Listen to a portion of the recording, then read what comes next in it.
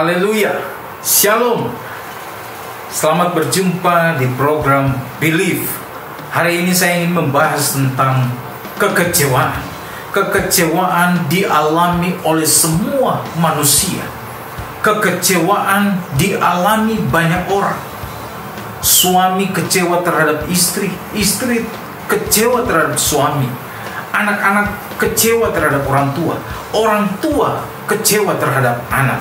Oleh sebab itu, saudara yang dikasihi Tuhan, kita jangan tinggal di dalam kekecewaan. Mengapa? Kalau kita tinggal dalam kekecewaan, maka berkat rohani dalam kehidupan kita akan terhambat. Dan yang kedua, secara fisik kita akan mengalami sakit karena kita tinggal di dalam kekecewaan.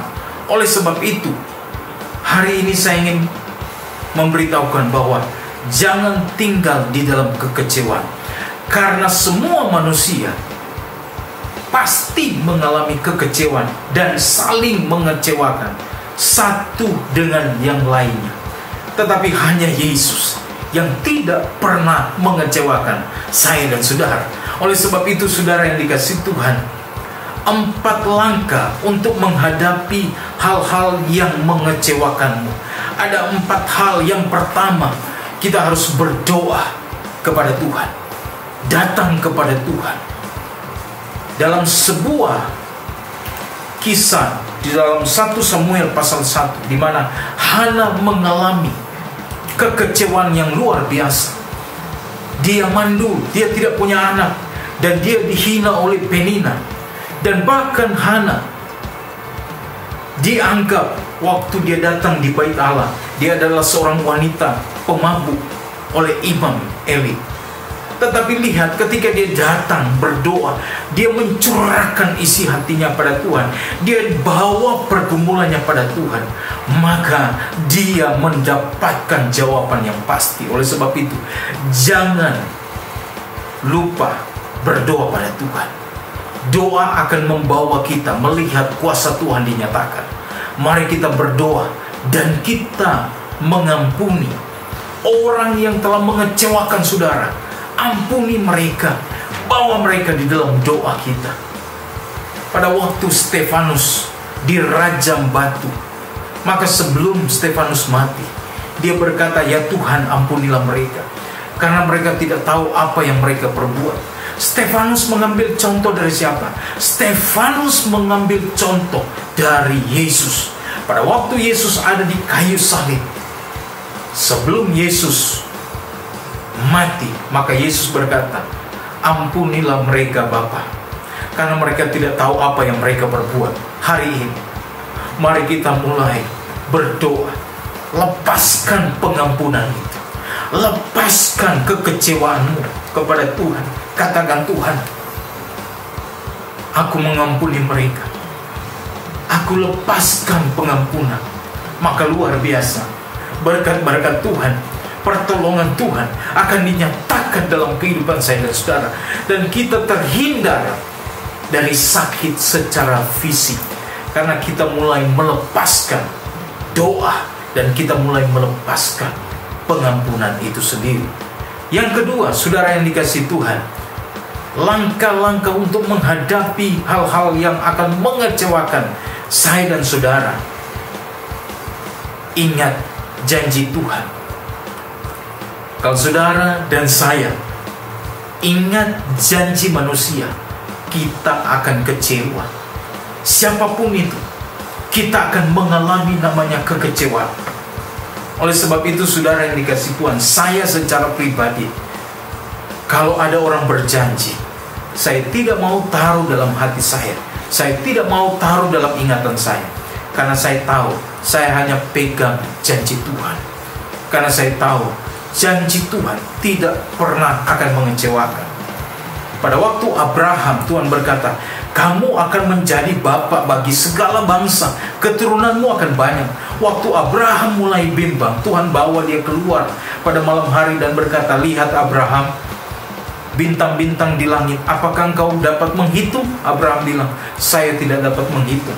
"Lihat pasir di laut, apakah kamu bisa menghitung?" Abraham berkata, aku tidak dapat menghitung itu. Maka Tuhan berkata, janjiku akan aku genapi kepada engkau Abraham, dan kepada keturunanmu akan banyak seperti bintang-bintang di langit, dan keturunanmu banyak seperti pasir di laut. Itu janji Tuhan. Kalau Dia berjanji, Dia pasti menggenapinya. Yusuf pada waktu Tuhan memberikan dia mimpi bahwa kamu akan memelihara keluarga besarmu, Yusuf ingat janji itu, sekalipun dia harus dibenci oleh sanak saudaranya, dia harus dibenci oleh keluarganya, dia harus dijual sampai ke Mesir. Sampai di Mesir dia ditipu oleh juru minum, tapi dia tetap ingat janji Tuhan. Dia difitnah oleh istri Potifar, tapi dia tetap ingat janji Tuhan bahwa dia akan memelihara keluarganya, dan bangsa Israel dipelihara oleh Yusuf. Lihat, luar biasa sekali, karena Yusuf mengingat janji Tuhan. Mungkin saudara sedang ada dalam masalah-masalah yang luar biasa hari-hari ini. Ingat janji Tuhan dalam hidup saudara. Yang ketiga, langkah menghadapi hal-hal yang akan mengecewakanmu adalah mari mulai bangkit dan beriman. Wanita yang mengalami pendarahan hebat, dalam Alkitab diceritakan dia sudah berbagai-bagai tabib, orang-orang hebat dia datang, sampai uangnya habis untuk dia berobat. Tapi pada waktu dia mendengar ada Yesus, maka dia datang untuk menghampiri. Dengar baik saudara yang dikasih Tuhan, kabar baik bagi kita, kabar baik bagi saudara. Waktu engkau dengar nama Yesus membuat imanmu bangkit. Mungkin secara fisik engkau tidak bisa bangkit, tapi secara rohani imanmu harus bangkit. Beriman kepada Tuhan. Wanita ini berkata, asal saja ku jama jubah daripada Yesus, maka dia akan mengalami kesembuhan. Wanita ini datang dan dia pegang, dan seketika itu juga mujizat terjadi. Waktu kita datang pada Tuhan, beriman, percaya pada Tuhan, ingat, mujizat itu terjadi ketika kita datang pada Yesus. Peristiwa Lazarus mati, Yesus datang, menurut Maria dan Marta itu terlambat, tapi bagi Tuhan tidak ada kata terlambat. Waktu Yesus datang, Marta datang menjemput Yesus, dan dia berkata, Guru, orang yang kita kasihi telah mati, Lazarus telah mati. Dia berjumpa lagi dengan Maria. Maria berkata, Guru, dia telah mati, buat apa lagi? Tapi Yesus berkata dalam Yohanes 11 ayat 40, jikalau engkau percaya, engkau akan melihat kemuliaan Allah.